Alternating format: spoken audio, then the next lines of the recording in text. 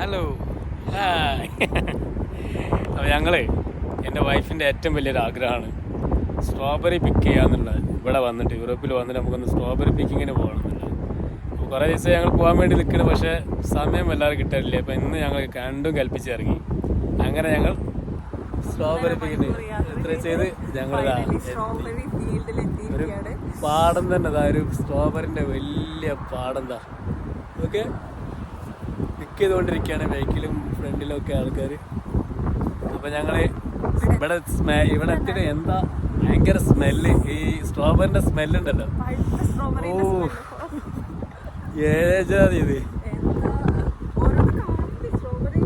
ഇനി ഞങ്ങൾ സ്ട്രോബെറി പിക്ക് ചെയ്യണത് എങ്ങനെയാണെന്നുള്ളത് ഞങ്ങൾ കാണിച്ചു തരാം. Okay, bye bye. അപ്പോൾ ഇതാ ഇവിടെ എല്ലാവരും ഇങ്ങനെ പിക്ക് ചെയ്തുകൊണ്ടിരിക്കുന്നുണ്ട്. ഇവിടെ കണ്ടില്ലേ, വലിയൊരു പാടാണത്, സ്ട്രോബെറിൻ്റെ വലിയൊരു പാടാണ്. സ്ട്രോബെറി പിക്കിങ് എല്ലാവരും ചെയ്തുകൊണ്ടിരിക്കുന്നുണ്ടല്ലേ. അപ്പോൾ ഞങ്ങളും പിക്കിങ് ആരംഭിക്കുകയാണ്. നമ്മുടെ വൈഫ് ആരംഭിച്ചിരിക്കുന്നു പിക്കിങ്. ഞങ്ങൾ പിക്ക് ചെയ്യണേക്കാളും കൂടുതൽ ഇവിടെ തന്നെ ഇരുന്ന് തിന്നുന്നതാണ് ഏറ്റവും വലിയ കാര്യം. കൺട്രോൾ ചെയ്യാൻ പറ്റണില്ല, അത് ഇരുന്ന് തിന്ന് വയറ് നിറഞ്ഞു.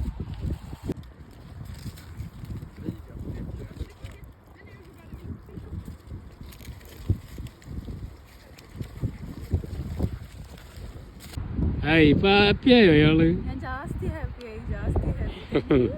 മറ്റാള് പറഞ്ഞ മാതിരി ഞാൻ ജാസ്തി ഹാപ്പിയല്ലേ. Thank you, bye by.